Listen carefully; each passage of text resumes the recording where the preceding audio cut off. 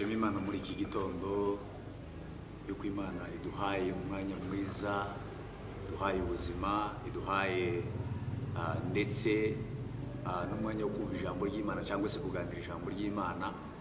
Uyu ni wa mwanya wo kwiga ijambo turimo kwiga muri uku kwezi rivuga hejuru yo kuba mu buzima bwo kwezwa.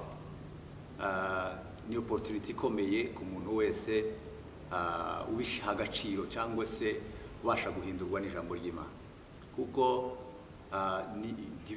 ntibyitabwaho cyane, kuko abantu benshi bumva ko ari ibintu bitoya cyangwa se ntibaha umwanya mu ijambo ry'Imana mu buzima bwabo.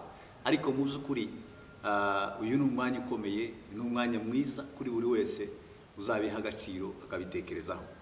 Turimo kwiga ijambo ryo kwezwa, kuba mu buzima bwo kwezwa. Ubuzima bwo kwezwa ni ubuzima bw'umukristo. Umukristo agomba kuba mu buzima bwo kwezwa bwose, nta gihe afite cyo kutisuzuma no kwigenzura ngo amenye ubuzima bw'uko buhagaze cyangwa se ubusabane bwe n'Imana uko bumeze, ahubwo igihe cyose cy'umukristo akwiye kuba yakwezwa.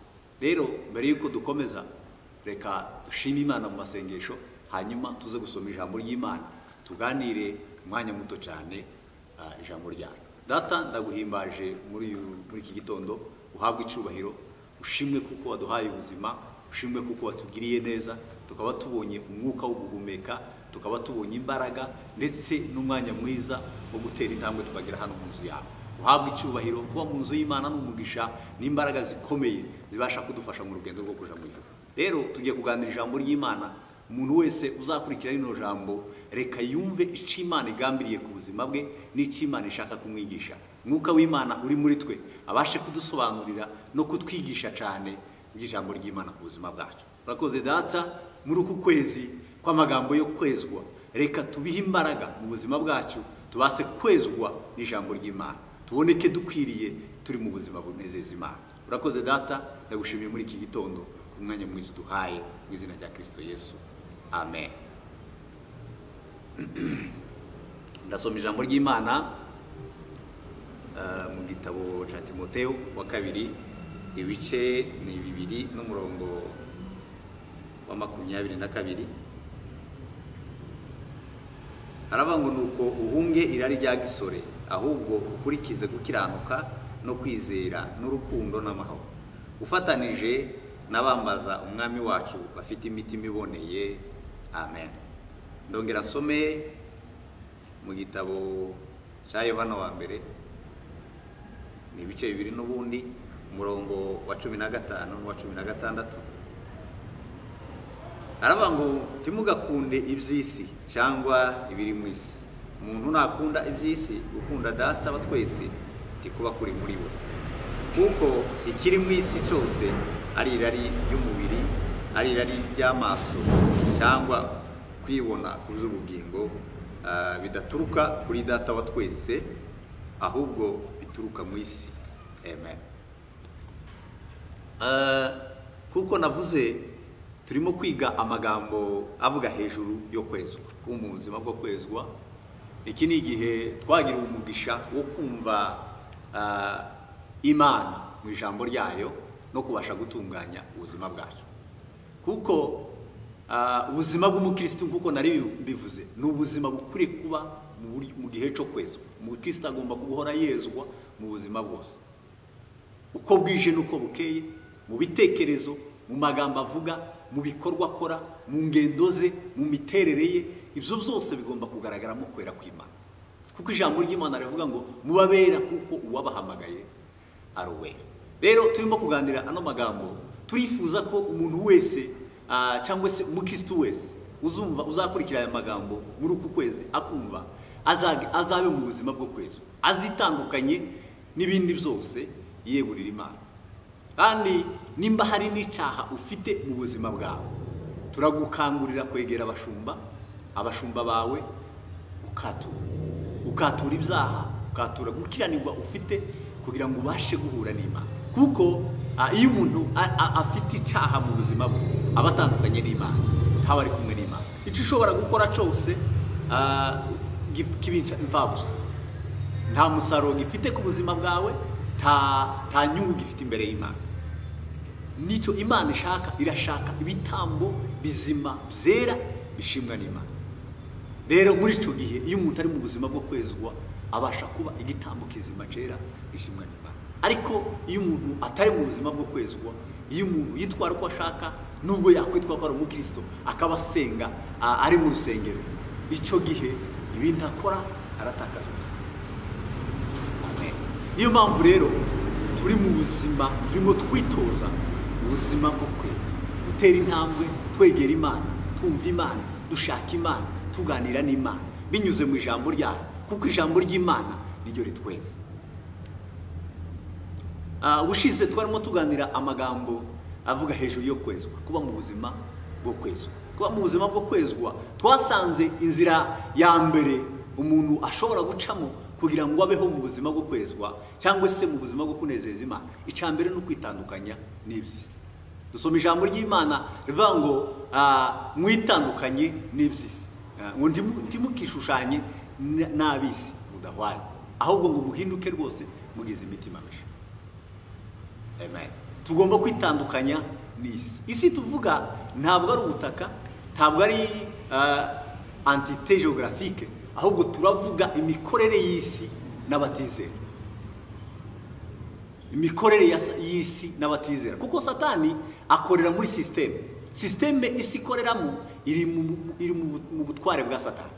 N'abantu batizera abo ngabo bayoborwa na Satani, bari mu mikorere ya Satani, bari mu buretwa bwa Satani. Abo ngabo rero uburyo bakora nibwo dukwiriye gutandukana nabo.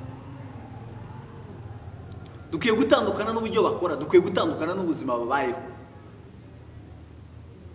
dukwiye gutandukana n'imyumvire yabo, dukwiye gutandukana n'amarezonema yabo. Twebwe tukaba ubwoko bwiyeguriye Imana, bufite imitima yahindutse, bufite imitima misha, bufite imitima yiyeguriye Imana. Kuko iyo umuntu atarakizwa aba ari igikoresho cya Satani, aba ari mu butware bwa Satani, akora ibyo Satani ashaka, n'ibyo agenderamo, n'ibyo avuga, n'ibyo akora, n'ibyo abaye, nibwo buzima abayeho. Ariko ubwo nibwo buzima Imana ishaka ko tuva.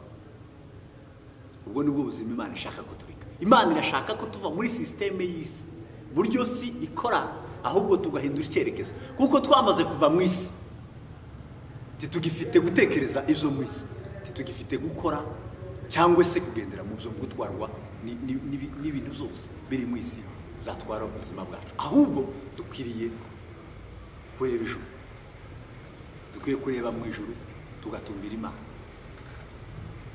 Kuko ijambo ry'Imana mu gitabo cya Zaburi riravuga ngo hahirwa umuntu udakurikiza imigambi y'ababi, ngo ntahagarare mu nzira z'abanyabyaha, ahubwo ngo amategeko y'Uwiteka ngo niyo yibwira, kandi ngo ayibwira ku manywa na nijoro. Amen. Bwana asifiwe. Ijambo ry'Imana niryo rikwiye kutuyobora. Dukwiye gutandukana rwose n'abisi, dukwiye kuva mu by'isi, tukiyegurira Imana, tukayoborwa n'ijambo ry'Imana. Igihe umuntu yitandukanije n'isi cyangwa se n'abisi, icyo gihe nicyo gihe azaba yerejwe gukorera Imana. Kandi icyo gihe uzaba ufite irindi yerekwa n'irindi hishurirwa n'uwundi murongo n'indi shusho yo kuba umwana w'Imana. Pawulo yabivuze neza, aravuga ngo titwifatanye n'abatizera. Kuko kutifatanya n'abatizera ntaco duhuriyeho n'abantu batizera.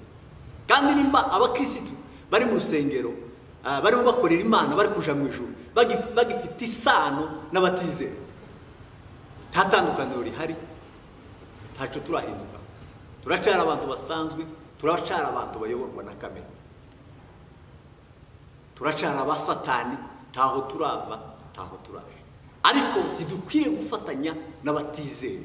Nicyo cyatumye Yesu avuga ngo icyanzanye ngo ni ugutandukanya umwana na se, umubyeyi n'umwana we, ni ugutandukanya umukazana na nyirabukwe.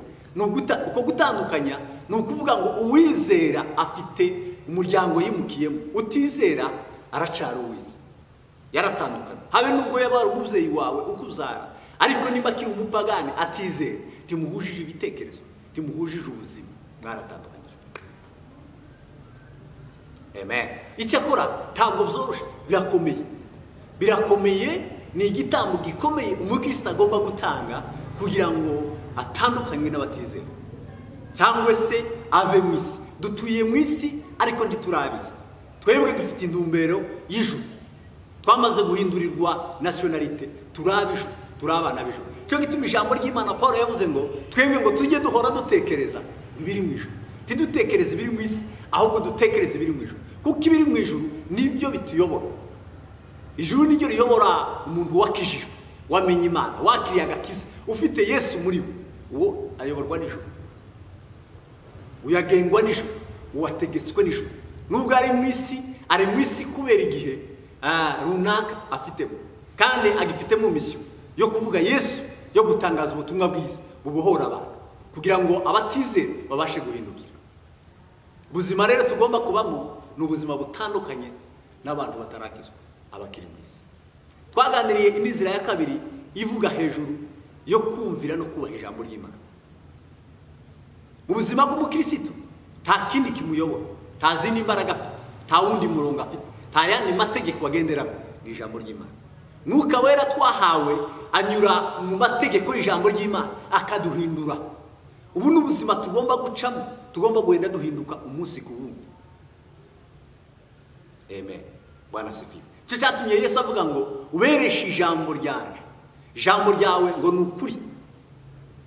Ngo ijambo ry'Imana niko kuri, ijambo ry'Imana niryo riza ritweza, ijambo ry'Imana niryo riza riturema, rikaduhindura, ngo rikatugira abanyembaraga, zikaduhindura, rikatujana mu mbaraga zo gutsinda iyi si. Cyatumye Yesu yabivuze neza, aravuga ngo umwuka wera nabazamo, icambere ngo azabaha gutsinda ibyicaha, azaduha gutsinda icyaha, azaduha imbaraga z'ijambo ry'Imana rizakora mu buzima bwacu, tugende dutsinda ibyaha, tugende tunesha ibyaha. Bwana sifiwe. Dawudi abivuga neza, aravuga ngo ijambo rya ngo nitabaza rimurikira ibirenge byawe. Ijambo ry'Imana niryo rimurikira ubuzima bw'umukristo.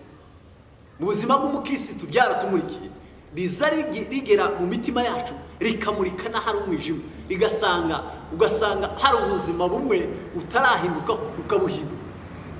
Nicyo cyatumye Paulo abivuga neza, aravuga ngo tuva mu bwiza tukinjira mu bundi bwiza, tuva mu ntambwe tugatera indi ntambwe. Ubuzima bw'umukristo ni ubuko, ubuzima bw'umukristo ni ubuko, tugenda dutera intambwe dushaka gusa na Kristo. Hari standard dufite tugomba kugeraho. Standard dufite ni urugero rwa Kristo. Nta rundi rugero dufite, nta bindi dushobora kureberamo, ni urugero rwa Kristo. Ubwo rugero rwa Kristo rero tugenda dukura, twinjira mu bwiza bwo kumenya Kristo. Paulo yabivuze ne avuga ngo tumenye igihagararo cye, ngo tumenye n'ubugari bwe, ndetse ngo n'amajevu. Tugomba kugira ubwenge ku bwa Kristo, tugomba kwambara imbaraga kiza Kristo, tugomba guca bugufi kuko Kristo yashiye bugufi, tugomba gukunda no kugira urukundo rwa Kristo mu mitima yacu.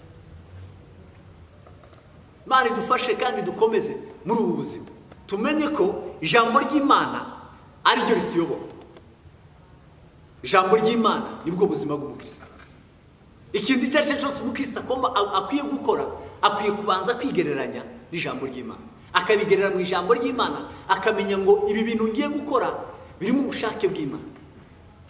Kandi mu ijambo ry'Imana tuzaduhishurirwa, tukamenya neza icyo tugomba gukora icyo ari cyo, tukamenya n'ingaruka zacu ku buzima bwacu no mu guhesha Imana icyubahiro.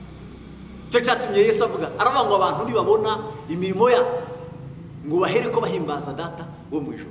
Abantu nibabona imirimo yacu, kuko imirimo yacu nta handi iva mu ijambo ry'Imana. Iyo twamaze kuba mu butware bw'ijambo ry'Imana, izo mbaraga z'ijambo ry'Imana nizo riza riduhesha ububasha bwo gukora. Niryo riza ritubashisha gukora.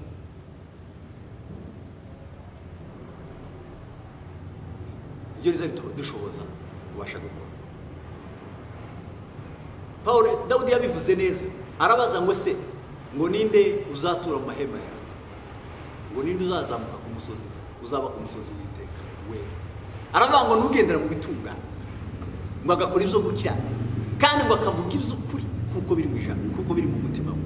Bene data, ubuzima bw'umukristo aho akura imbaraga ahari ububasha bumushoboza kuba mu buzima bwo kwezwa ni mu ijambo ry'Imana, ni mu gihe yumviye akubaha ijambo ry'Imana. Ijambo ry'Imana tidukwiriye kurisoma gusa ngo twumve ko ari igitabo dukwiye gufata nk'ibindi bitabo tukabisoma bisanzwe, ahubwo dukwiye kubihindura ubuzima. Ijambo rikwiye kuba ubuzima bwacu, dukwiye gutungwa n'ijambo, kuko ijambo ry'Imana rivuga ngo ni umutsima tugomba kuriba, n'amazi afutse uko amerera imitima, n'imbaraga z'umukristo, ni umuco umurikira umukristo, ni ubuzima umukristo agomba kugira.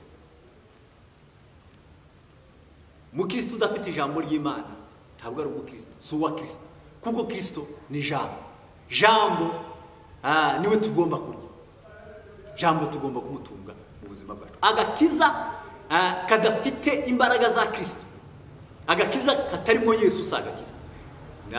Nibyo twiyita, nibyo twigira, nibyo tuvuga ku kanwa ariko bitari mu mutima. Ariko agakiza ni Kristo. Iyo umuntu yakijijwe agomba kuba atunze Kristo. Kristo ari we uri kuri vola cyangwa se uri muri centre y'ubuzima bwe. Iyo Kristo ari muri centre y'ubuzima bwe, ibindi byose biza bisohoka. Iyo urebye igishushanyo cyangwa wa muto, igihe umuco wamurikiye mu buzima bwiwe, ibintu byose bitari byiza by'umwijima zarasohotse. Hanyuma itara aba ari ryo rimurikira ubuzima bwe bwose. Umuntu ufite Yesu amurikirwa n'ijambo ry'Imana. Yesu amurikira ubuzima bwe, Yesu ayobora ubuzima bwe, Yesu niwe uri kuri vola y'ubuzima.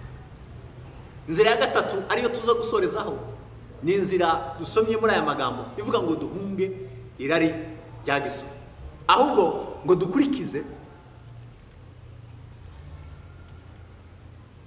dukurikize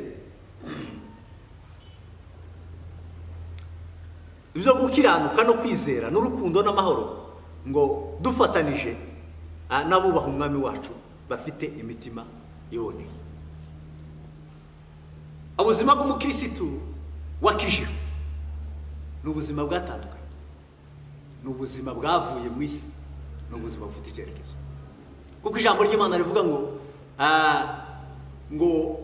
riravuga ngo iyo umuntu ari muri Kristo Yesu ngo abe yahindutse icyaremwe gishya, ngo ibyakera biba bishize, ngo ndore byose biba bihindutse kuba bishya. Rero ntabwo umukirisitu akwiye kuba mu bubata bwa kamere, ntabwo akwiye gutwarwa, ntabwo akwiye kuba kandi muri Adamu wa kera, ahubwo akwiye kwiyambura Adamu wa kera akambara cyangwa se agahinduka Adamu mushya, ari we Kristo. Kristo akaba mu buzima bwe, Kristo akagenda ubuzima bwe, Kristo akayobora ubuzima bwe. Rero ubuzima bwa kamere cyangwa se guhunga irari ry'umubiri, ni ukuvuga ngo ni ukwiyima ibitekerezo n'imyumvire n'ubushake n'imikorere kamere ishaka kukujanamo, ukabyiyima, ukitandukanya nabyo, ukabihunga. Kuko ijambo ry'Imana risomye mu gitabo cy'Abaroma ibice 8, ndatekereza uhereye ku murongo wa 5, biravuga ngo abakurikiza ibya kamere y'umubiri bita ku by'umubiri, naho abakurikiza iby'umwuka ngo bita ku by'umwuka. Kuko umutima wa kamere nta kindi utanga urupfu. Amen. Ariko umutima w'umwuka wera icyo uzana mu buzima bw'umukristo ni agakiza, ni ubugingo buhoraho, ni amahoro. Ubuzima bw'umukristo bukwiye gutandukana. Umukristo akwiye kuva muri kamere. Cyo cyatumye Pawulo avuga, cyangwa se mu butware bwa kamere, cyo cyatumye Pawulo avuga, yaravuze ngo nabambanywe na Kristo, ngo ariko si ijuru, ngo hariho Kristo muri je. Si uko umubiri we atawufite, si uko atari mu buzima bw'abandi babaye, ariko yamaze kubamba umubiri.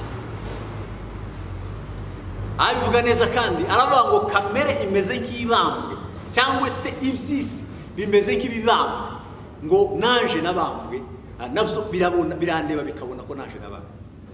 Nta usiyano tugifitanye na wowe wake, nta musabano gifitanye n'umuntu wake. Niba warakijijwe ukava mu byaha ukakira Yesu nk'umwami n'umukiza w'ubugingo bwawe, watandukanye n'ibyifuzo z'umubiri wawe, watandukanye n'ibyifuzo byawe. Ubu nyine ufite undi murongo, uragengwa n'umuntu musha uri muri we, ari we Kristo Yesu.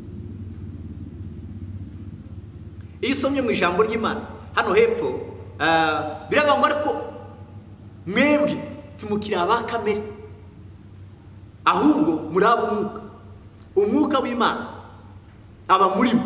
Ariko umuntu wese utagira umwuka wa Kristo ntaba ari uwe. Niba Kristo aba ari muri mwe, nubwo umubiri uba upfuye uzize ibyaha, umwuka uba ari muzima w'ukiranuka. Titukiri abisi, titukiri aba kamere ngo tugengwe na kamere. Titukiri abacu, niko Pawulo yavuze, ngo twige twamaze gukoka, turaba umwana, twiyeguriye Imana, tugomba kuba mu buzima bwo kwezwa. Rero kugira ngo ube mu buzima bwo kwezwa, ikintu gikomeye cyambere no kwitandukanya nawe na kamere yawe, ukayibamba ku musaraba, ukayibamba, tugendere tumva ibitekerezo bya kamere, tugendere mu bushake bwa kamere. Pawulo yabivuze neza ku murongo wa 12, aravuga ngo nuko rero bene data, ngo turi mu mwenda, ariko mu mwenda dufite ngo suwa kamere, suwo kunezeza kamere. Uwo si wo mwenda dufite. Tidufite umwenda wo kunezeza kamere y'umubiri ngo dukore ibyaha. Tidufite umwenda wo gukora ibyo kamere yacu yifuza. Tidufite umwenda wo gukora ibyo kamere yacu ishaka. Ahubwo dukwiye kuyoborwa n'umwuka, kuko ijambo ry'Imana rivuga ngo abayoborwa n'umwuka ngo nibo bana b'Imana. Abayoborwa n'umwuka nibo bana b'Imana, nibo bamaze kuba adopte mu muryango w'Imana. Abayoborwa n'umwuka. Ariko abakiri mu butware bwa kamere, abagifite umutima wa kamere, bari mu rupfu. Kandi ubwo rupfu ruri muri faze zibiri. Icya mbere ni muri ubu buzima, bazabaho mu buzima buhuje, ubuzima bugoye, ubuzima bubabaje. Na nyuma y'ubu buzima bafite urupfu rw'iteka mu nyanja yaka umuriro muri Gehena. Nta bugingo bafite, nta buzima bafite, bategereje. Nubwo bari mu buzima bacamo bugoye bubi. Nicyo gituma usanga abantu baturanye babanye, ukumva ngo bice bari mu rupfu. Umugore n'umugabo baturanye ukumva ngo umwishu, bari mu butware bwa kamere, bari mu rupfu. Nicyo gituma bica, nicyo gituma abantu basubirana bagatukana, kandi ari abakristo bari mu rusengero ugasanga ntibakivugana. Abo bari mu rupfu, bari mu butware bwa kamere. Ubwo ni urupfu rubarimo, rubagenga, rubatwara, rubayobora. Ariko mwene data, yoborwe n'umwuka. Tuyoborwe n'umwuka nibwo tuzakora ibyo Imana ishaka. Iyo twayobora umwuka wera azatuyobora mu bushake bw'Imana, tukabasha kugendera mu buzima bwo kwezwa. Kandi niyo tugeze ahantu aradukebura, akadukebura, akaturangira inzira dukwiye guca. Amen. Dukwiye kubaho mu buzima bwejejwe, dukwiye kuba mu buzima bukwiye. Nicyo cyatumye Yosefu Yosefu yari yaramenye Imana, yari umukozi w'Imana. Ariko muka Potifari yashatse kugira ngo amukoreshe icyaha cy'ubusambanyi. Icyo yavuze ijambo ry'Imana rivuga ngo yagize igihe kirekire ngo abimubwire, ariko Yosefu ntiyabyemera, ngo bigera naho amufata. Byatumye Yosefu yambura ikoti yari afite, ariruka arahunga kubera impamvu ziri. Yavuze ngo databuje yaranyizeye, ampereza gutwara ikintu cyose kiri muri urugo rwiwe, ngo uwatambaye gutwara ni wewe. Kindi cya kabiri aravuga ngo si nabasha nte gukora icyaha kimeze gutyo, ngahemukira umwami wacu, ngahemukira Imana. Bene data ba Kristo, dukwiye kwambara imbaraga zo guhunga icyaha. Dukwiye kwambara imbaraga zo kunetraliza ubuzima bwa Satani muri twe, ubuzima bwa kamere tukabunetraliza bukagira imbaraga. Kuko nugaburira umwuka azagira imbaraga, atsinde kamere muri we. Ariko nugaburira kamere, ni uzagira imbaraga, atsinde ubuzima bw'umwuka muri we. Uzera imbuto za kamere. Kandi nugaburira ubuzima bwawe ijambo ry'Imana, uzera imbuto z'umwuka. Amen. Uzera imbuto z'umwuka, uzahinduka umukristo, uzagira ubuzima bugaragara bumurika. ubuzima bwawe buzamurikira abantu, ubuzima bwawe buzahindura benshi, ubuzima bwawe buzakiza benshi, ubuzima bwawe buzaba isoko y'ubuzima, buzaba umunyu umurikira urunga isi ikeneye ibintu irashaririwe cyane, ikeneye ubuzima buryoshye kugira ngo ibashe kugira ubuzima. Kandi ubwo buzima nta handi buva mu bantu bizera ijambo ry'Imana, bafite Imana mu buzima bwabo. Niba abo ngabo bakwiriye kuba abagaciro muri iyi si ya none. Nta bisi ikeneye, isi ntikeneye abantu bagendera mu butware bwa kamere, ntacyo bashobora guhindura, bari mu rupfu. Ariko abantu bafite ubugingo n'ibisi ikeneye. Niko ijambo ry'Imana rivuga, Yesu aravuga ngo naje kugira ngo zibone ubugingo kandi ubugingo bwinshi. Ubwo bugingo rero tugomba kubutanga. Ubwo bugingo rero tuzabutunga ryari? Igihe tuzaba tutakiri mu butware bwa kamere, turi mu butware bw'Umwuka Wera. Ijambo ry'Imana riza rivuga Mose ngo yanga kwitwa umwana w'umukobwa wa Farawo kubera iyihe mpamvu? Ngo yemera kuja kubabaranwa na bene wabo. Bene data, titugakunda iby'isi ngo arizo dutura, arizo turarikira, arizo turebesha amaso, ahubwo duhunga icyaha. Satani nta yindi tere azakorera mu bugingo bwacu. Iyo akubisemo igitekerezo, kamere izicakira ikakidevelopa, kuko ijambo ry'Imana rivuga ngo kamere iratwita, irari rya kamere ngo riratwita rikabyara icyaha, icyo cyaha kigahinduka urupfu. Mwene data, ibitekerezo byawe niwe ugomba kubigenzura kandi ukabigomorera Kristo, bikayoborwa n'Imana.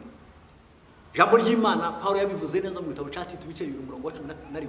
Biravuga ngo ubuntu buzanira abantu bose agakiza bwarabonetse, kandi ubwo buntu ngo butwigisha kureka kutubaha Imana ngo nirari ry'iby'isi, ngo bikaturinda tukagenda dukiranuka mu buzima bwacu ndetse tukubaha n'Imana.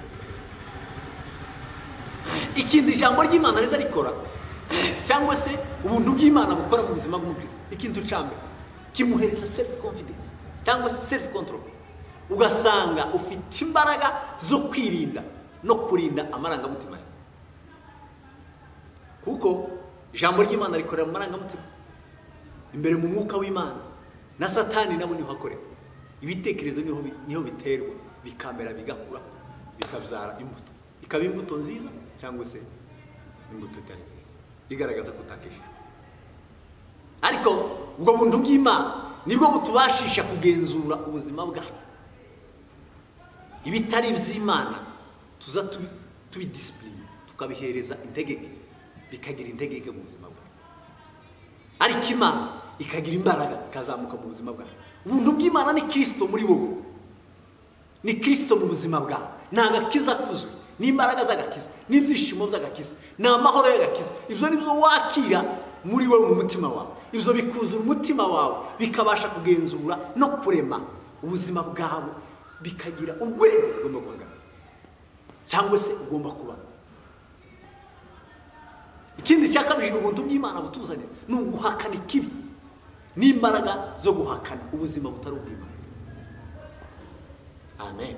Titwishushanya ngo usange uyu munsi twahindutse abakristo, ariko niturenga hirya ngo dukore ibyo abapagani cyangwa se imirimo ya kamere. Oya, tugira imbaraga zo kuvuga zo guhakana ubuzima butari ubw'Imana, kandi izo mbaraga nta handi tuzikura mu ijambo ry'Imana, tuzihabwa n'ubuntu bwa Kristo twakiriye. Ubwo buntu bwa Kristo butwigisha kureka kutubaha Imana n'irari ry'iby'isi, titukirija mu by'isi. Iko ijambo ry'Imana rivuga ngo titukiri abacu ngo twigenge, ahubwo twiyeguriye Imana. Imana igomba kuyobora ubuzima bwacu, igomba kuyobora imibereho yacu yose. Dusoza amagambo twasomye, hari urwego, hari standard tugomba kubamo, hari ubuzima tugomba kubamo. Ijambo ry'Imana yavuze ngo duhunge irari rya gisore, ngo dukore ibi bikurikira, ahubwo ngo ukurikize gukiranuka no kwizera n'urukundo n'amahoro, ufatanije n'abambaza umwami wacu bafite imitima uraboneka, no gukiranuka n'urukundo amahoro no gufatanya n'abamaze umwami Yesu bafite imitima itunganye. Nico ni urwo rwego tugomba kubamo, n'ubwo buzima tugomba kubamo. Ibyo nibyo tugomba kwiga kuko turagera intambwe ya Kristo. Kristo yarakiranutse, akiranuka muri ubu buzima turimo, yambaye umubiri arakiranuka, aca bugufi arakiranuka, ari mu buzima turimo muri ino ubuzima turimo yabugendeye arakiranuka, ndetse we byari bikomeye ariko yarakiranutse muri byose.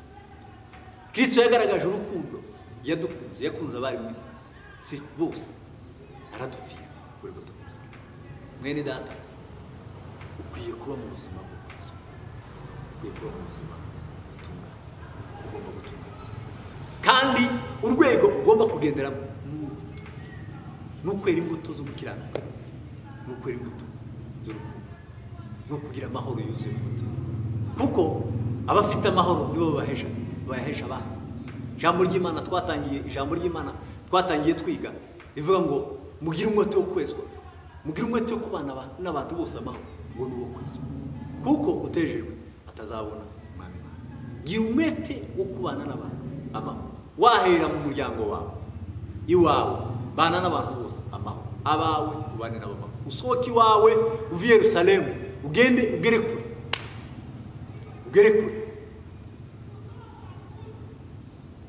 Amen.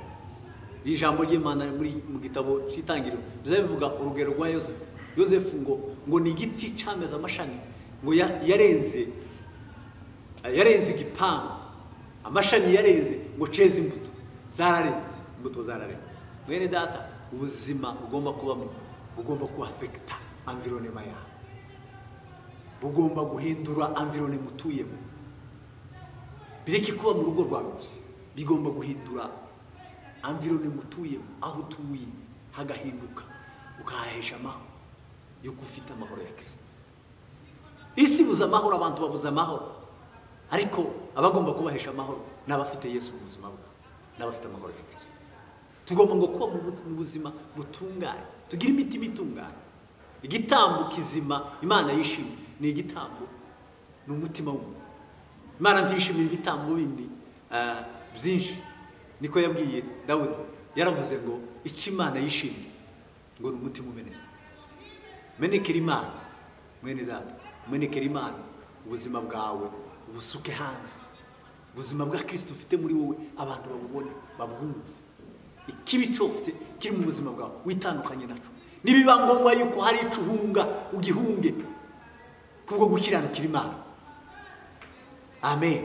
Niba harimo ibindi ukwiye kurwanya mu buzima bwawe, ubirwanye kuko ufite imbaraga z'ijambo ry'Imana. Ufite imbaraga z'ijambo ry'Imana. Igihe uzasoma ijambo ry'Imana, Mwuka Wera azazamura ubuzima bw'Imana muri wowe, uzaba mu butware bw'Umwuka w'Imana. Mwuka Wera azazamura, azahereza imbaraga ubuzima bw'Imana buri muri wowe, buzamuke cyane, butsinde kamere. Amen. Butsinde kamere, uzamura ubuzima bwo gukiranukira Imana, wera imbuto zo gukiranuka, wera imbuto z'urukundo, wera imbuto ugira amahoro, utunganye ubuzima bwawe bwose. Niko twasoma ijambo ry'Imana. Twavuze ngo ijambo ry'Imana muri Zaburi ya 15, twavuze ngo bagenda mu buzima bwo gukiranuka. Abafite ijambo ry'Imana bagendera mu buzima bwo gukiranuka, kandi ndetse ngo bavuga ukuri. Iyo jambo ryanejeje cyane, bavuga ukuri umutima. Uko kuri ni ijambo ry'Imana mu buzima bwabo, uko kuri ni imbaraga z'ijambo ry'Imana ziri mu buzima bwabo. Cyo cyatumye Yesu abwira abayuda, arababwira ngo ukuri nibamenye ukuri ngo kuzababatura, ukuri kuza kutubatura mu mbaraga z'ubutware bwa kamere. Umuntu ufite ijambo ry'Imana mu buzima bwe azabaturwa mu mirimo ya kamere, ntazakora mu mirimo ya kamere. Oya, afite imbaraga zimuhesha gutsinda kamere. Gitekereza icyo cyose Satani ashobora kuzana mu buzima bwawe, kubera ko ufite ijambo ry'Imana ryamurikiye ubuzima bwawe. Bene icyo cyose ugihesha agaciro gake, ugiha agaciro gake, nta mwanya kigira, nta tere kibona mu buzima bwawe. Uhunge irari ry'umubiri. Ijambo ry'Imana ryavuze ngo ni irari ry'umubiri, ngo ni irari ry'amaso, ngo ni no kwibona mu z'ubugingo, iyo kwishira hejuru. Ibintu byose tubona izi ni inzira Satani anyuramo kugira ngo abashe kubizana byinjize mu mutima wawe bireme icyaha.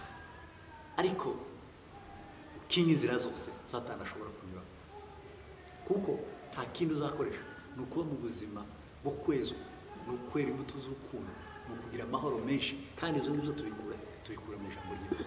Mwuka wera iyo akoreye mu ijambo ry'Imana mu buzima bwawe aza guhindura ukera imbuto, kandi izo mbuto nizo umuntu wihaye ukera imbuto. Iyo weze imbuto, izo ni imbaraga zikurinda, ni imbaraga zikuranga, ni ubuzima bukuranga, ni imibereho misha yawe muri Kristo Yesu. Mwene data, ijambo ry'Imana rigufashe, ijambo ry'Imana rituganze, ijambo ry'Imana rituremera ubundi buzima busha, tugira imbaraga zo guhunga irari ry'iby'isi, kuko nibwo tuzaba mu buzima bwo kwezwa. Ariko niba tukiri mu buzima busanzwe bw'isi, bwo mu butware bwa kamere, ntitushobora kunezeza Imana, ntitushobora kuba mu buzima bwo kunezeza Imana. Ariko nitwitandukanya tugahunga ibyaha, tugahunga irari, isi tukayibona ko ibambwe, nayo ikabona ko tubambwe. Nta rindi huriro, nta kundi guhura, twamaze kugira itandukaniro.